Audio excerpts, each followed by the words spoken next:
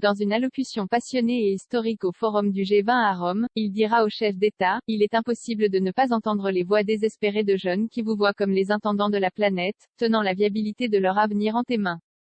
Et, dans un appel à l'action très significatif avant le sommet de la COP26 à Glasgow, il entend ajouter: « Je sens enfin un changement d'attitude et la montée en puissance d'une dynamique positive. »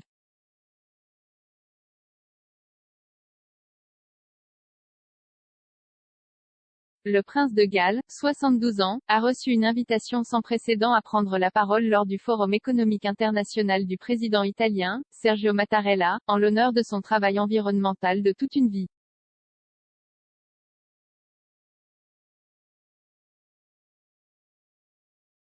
Aucun royal n'a auparavant parlé aux dirigeants mondiaux d'une scène aussi importante et son public comprendra le président américain Joe Biden, via une liaison vidéo, le dirigeant russe Vladimir Poutine et le chinois Xi Jinping.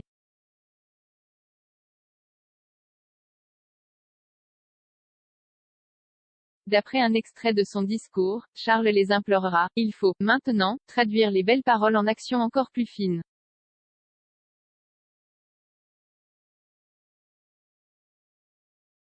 Cela fait écho aux paroles de sa propre mère il y a 2 semaines lorsque la reine a été entendue critiquer l'inaction des dirigeants mondiaux face à la crise climatique, en disant: « C'est vraiment irritant quand ils parlent mais qu'ils ne le font pas. »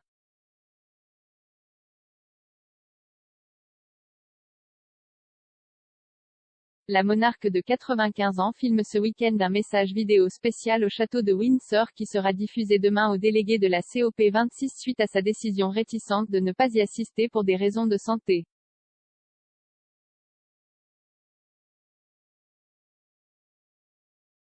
Le discours audacieux de son fils au G20 aujourd'hui intervient également une semaine après qu'un sondage exclusif Sunday Express a révélé qu'une majorité de personnes pensent que les membres de la famille royale devraient être libres de commenter les principaux problèmes mondiaux tels que le changement climatique.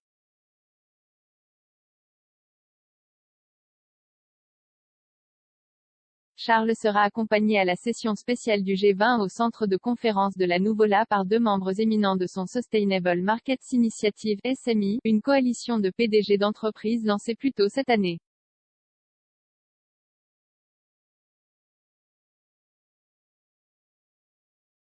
Et il dira aux chefs d'État que les grandes entreprises sont prêtes à aider à apporter des solutions à la crise.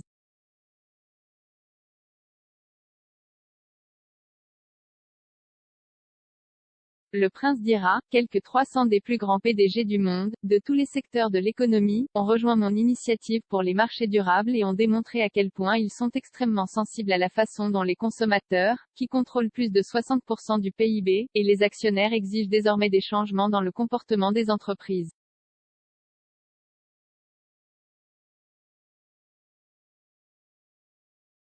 Lors de son discours, Charles devrait ajouter que, s'il se sent positif après avoir consacré un demi-siècle à des causes environnementales, il a prononcé son premier discours sur les dangers du plastique à l'âge de 19 ans, il pense qu'une action immédiate est désormais cruciale.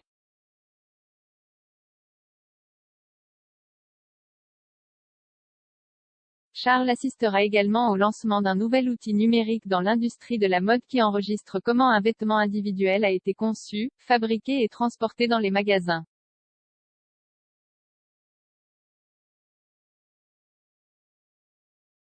S'exprimant avant le SMI Fashion Event, il a déclaré: « Les gens ont le droit de savoir si ce qu'ils achètent est créé de manière durable et il est de la responsabilité de le leur dire, car nous croyons vraiment aux principes partagés de transparence, de responsabilité et d'application. »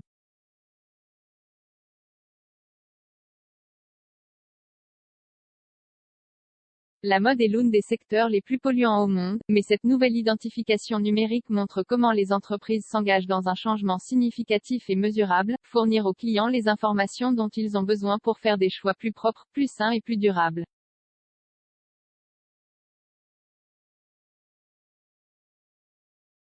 Cela montre que les entreprises ne se contentent pas de parler de ces problèmes, mais qu'elles ont pris des mesures.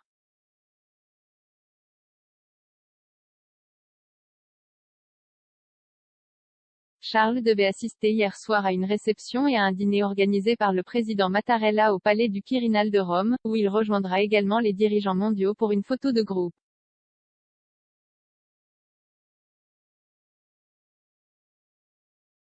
Demain, Charles et le prince William doivent co-organiser une réception commune pour leurs projets environnementaux personnels avant d'assister à une soirée avec les épouses Camilla et Kate pour marquer le jour d'ouverture de la COP26, au cours de laquelle le message de la reine sera diffusé.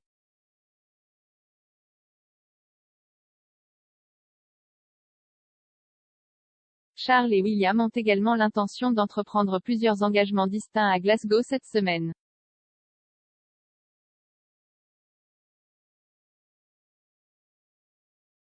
Plus tôt ce mois-ci, Charles a déclaré « Je suis très fier de mon fils » après que William a lancé ses récompenses annuelles Earthshot Prize dans une émission télévisée en direct.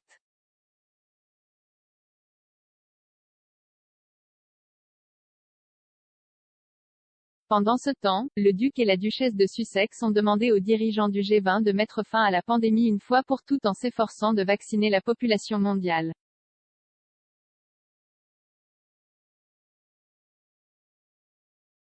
Le prince Harry et Meghan accusent les pays riches de ne pas avoir donné aux pays les plus pauvres l'accès au vaccin dans une lettre ouverte au chef d'État à Rome co-signée par le directeur général de l'Organisation mondiale de la santé, le Dr Tedros Adhanom Ghebreyesus.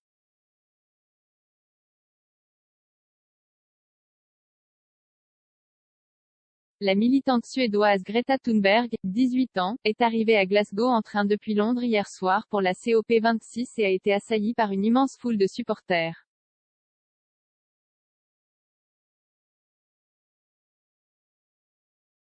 Et avant le sommet, l'archevêque de Canterbury a déclaré que son résultat serait la vie ou la mort pour des millions de personnes.